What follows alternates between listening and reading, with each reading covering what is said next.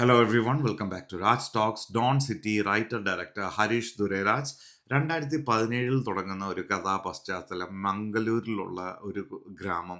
ആ ഗ്രാമത്തിൽ ഒരു ചെറിയ എന്താ പറയുക ഹോട്ടലൊക്കെ നടത്തി, ശരവണ ഹോട്ടൽ അങ്ങനെയൊക്കെ മെൻഷൻ ചെയ്യുന്നത് അത് നിങ്ങൾക്ക് കാണുമ്പോൾ മനസ്സിലാവും. അങ്ങനെ ഒരു ഹോട്ടൽ നടത്തുന്ന അർജുൻ ദാസിൻ്റെ കഥാപാത്രം, അർജുൻ ദാസിൻ്റെ ഭാര്യയായിട്ടുള്ള അന്നാബെൻ, ഒരു മകൻ, കാലിന് ചെറിയ പ്രശ്നങ്ങളൊക്കെ ഉണ്ട് ആ കുട്ടിക്ക്, യോഗി ബാബു എന്നുള്ള അമ്മാവൻ കഥാപാത്രം, വടിവ് കരസയുടെ അമ്മുമ്മ കഥാപാത്രം.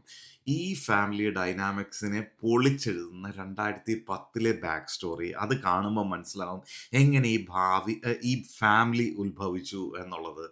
അങ്ങനെയൊക്കെയുള്ള ഒരുപാട് തമാശകളുള്ള ഒരു ഫസ്റ്റ് ഹാഫ്, കോൺ ആർട്ടിസ്റ്റ്, സ്കാമിസ്റ്റ്, അങ്ങനെയൊക്കെ എന്തൊക്കെയോ പറയാവുന്ന രീതിയിലുള്ള ഒരു ഫസ്റ്റ് ഹാഫും, നമ്മൾ ഒട്ടും എക്സ്പെക്ട് ചെയ്യാത്ത പല പല സ്കാം, അതായത് ഓരോരുത്തർക്കും ഓരോ സ്കാമാണ്. അത് ഈ സിനിമ കണ്ടാലേ നിങ്ങൾക്ക് മനസ്സിലാവുള്ളൂ.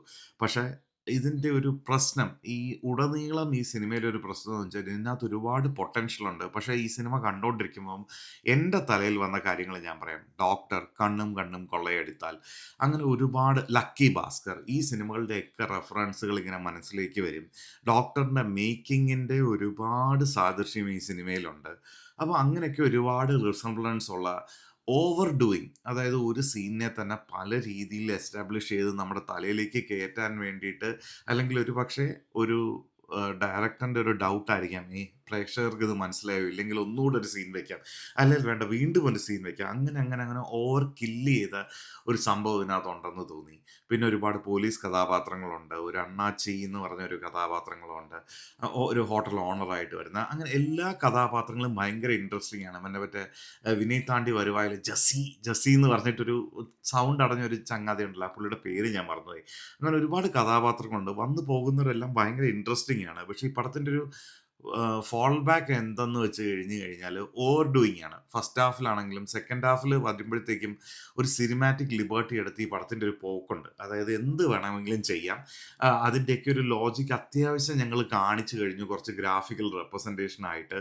അപ്പോൾ ഇനി ഓഡിയൻസ് വിശ്വസിച്ചോളും എന്നുള്ള രീതിയിലായിരിക്കും ഇവരൊരു പോക്ക് പോയത്. അതും ഒരു അൺകൺവിൻസിങ് ആയിട്ടുള്ള ഒരു രീതിയിലായിരുന്നു എനിക്ക് ഫീൽ ചെയ്തത്.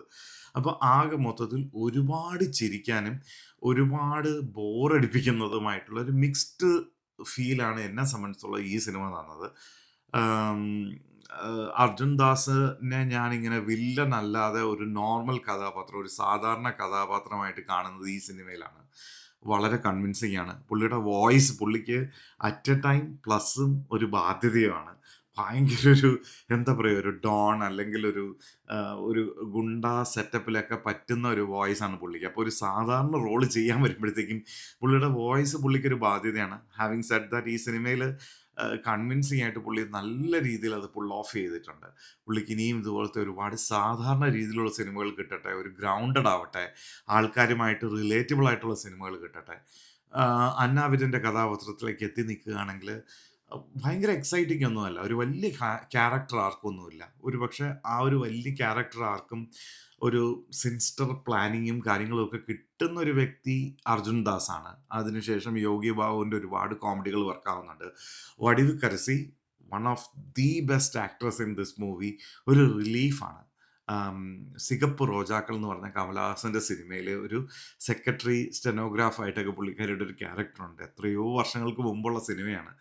ആ ഒരു വർഷങ്ങൾക്ക് ഇപ്പുറവും പുള്ളിക്കാരി ഇപ്പോഴും സിനിമയിൽ റിലവൻ്റ് ആണെന്നുള്ളത് കാണിക്കുന്ന കുറേ സീനുകൾ, ആ കോമഡി ടൈമിങ്ങും കാര്യങ്ങളും അവരുടെ എക്സ്പീരിയൻസും ഒക്കെ ആ അഭിനയത്തിൽ പ്രതിഫലിക്കുന്നതൊക്കെ രസമുണ്ട്.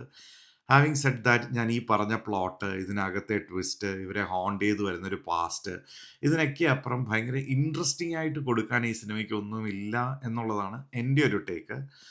സിനിമ കണ്ടവരുണ്ടെങ്കിൽ തീർച്ചയായിട്ടും നിങ്ങളുടെ അഭിപ്രായം രേഖപ്പെടുത്തുക. That's all about Con City. Title, ഇതിൻ്റെ ഒരു ടീസർ തന്ന ഒരു ഫാൻറ്റസി എലിമെൻറ്റ്, അതൊന്നും സിനിമയിലേക്ക് വന്നപ്പോഴത്തേക്കും അതൊന്നും ഇല്ല. അങ്ങനെ ഒരുപാട് ഡിസപ്പോയിൻമെൻറ്റ്സ് ഉള്ള സിനിമ. പക്ഷേ എവിടേക്കോ ഒരുപാട് പൊട്ടൻഷ്യൽ ഉള്ള ഒരു സിനിമയും കൂടെ ആയിരുന്നു. I feel bad for Arjun Das. കാരണം പുള്ളി ഒരു നല്ല ആക്ടറാണ്. പുള്ളി വളരെ വളരെ മികച്ച ഒരു ആക്ടറാണ്. പക്ഷേ പുള്ളിക്ക് ആ ഒരു പൊട്ടൻഷ്യൽ ടാപ്പ് ചെയ്യാൻ പറ്റാത്തൊരു സിനിമ.